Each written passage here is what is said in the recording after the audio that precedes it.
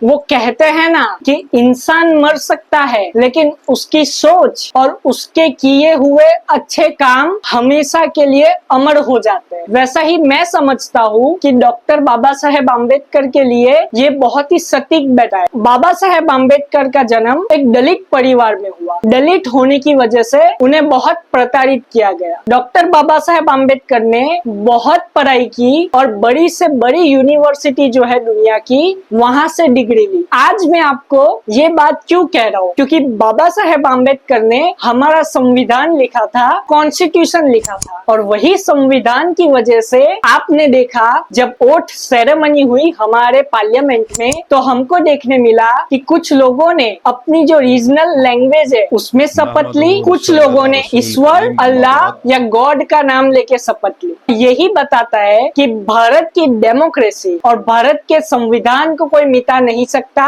और जो संविधान हमें फ्रीडम देता है, आजादी देता है कि हम हमारा धर्म, हम जो रिलीजन को फॉलो करते हैं उसको हम फॉलो कर सकते हैं, और हम जैसा चाहे वैसे कपड़े पहन सकते हैं, और हमारे कल्चर को भी हम प्रिजर्व कर सकते हैं, वही संविधान दुनिया का श्रेष्ठ संविधान होता है। इसके लिए कहा जाता है कि भारत का जो संविधान है वो दुनिया का सबसे जटिल संविधान है। जब अंग्रेज ये देश छोड़ के गए तब वो कहते थे कि हम भी देखते हैं कि ये धोती पहनने वाले लोग कैसे देश चलाते हैं, लेकिन अंग्रेजों को हमने भी कह दिया कि हमको मिटा सके ये जमाने में दम नहीं, जमाना हमसे है, जमाने से हम नहीं। 3-4 साल में इंडिया ने संविधान भी लिख लिया खुद का। बाबा साहेब आम्बेडकर और दूसरे बहुत सारे लोग थे जिन्होंने संविधान लिखा। हमारे आजू बाजू के जितने भी देश है, पाकिस्तान, बांग्लादेश, हर जगह पे तख्ता पलट हुआ, मिलिट्री का शासन आया, डिक्टेटरशिप आई, डेमोक्रेसी पे खतरा आया, लेकिन इंडिया पे कभी भी इतना बड़ा खतरा नहीं आया। क्यों नहीं आया? ये है बाबा साहब आम्बेडकर के संविधान की ताकत, ये है इंडिया के डाइवर्सिटी की ताकत। क्योंकि इंडिया डेमोक्रेसी किसी देश की वजह से नहीं है, इंडिया डेमोक्रेसी है उनके लोगों की वजह से, और इंडिया डेमोक्रेसी है इंडियन लोगों की सोच की वजह से। इंडिया ने हमेशा से ही फॉरेन से जितने भी लोग आते थे, सारे धर्म के लोग, सारे जाति के लोग, डिफरेंट कलर के लोग, डिफरेंट कल्चर के लोग, जो भी भारत में आया उनको हमने खुले मन से स्वीकार किया। यही बताता है कि हमारा कल्चर और हमारी संस्कृति में ही डेमोक्रेसी भरी हुई है। आज पार्लियामेंट में स्पीकर के चुनाव में ओम बिरला जी की जीत हुई, हम उन्हें बधाई देते हैं। राहुल गांधी, अखिलेश यादव, बहुत सारे जो विपक्ष के नेता थे उन्होंने भी ओम बिरला जी को बधाई दी। मैं इतना ही कहूंगा कि पार्लियामेंट में ये जितने भी एमपी चुन के आए हैं वो उनकी बात नहीं, वो लोगों की बात रखे। ओम बिरला जी जब चेयर पे जा रहे थे बैठने, तब नरेंद्र मोदी जी और राहुल गांधी जी दोनों साथ में दिखे और दोनों ने हाथ भी मिलाया एक दूसरे से। ये जो पल था ये बहुत ही कम देखने को मिलता है, लेकिन आज हमको देखने को मिला। शपथ समारोह में भी आपने देखा बहुत सारे लोगों ने संविधान लेके अपना शपथ लिया और संविधान को दिखाया। मैं सिर्फ इतना ही कहूंगा,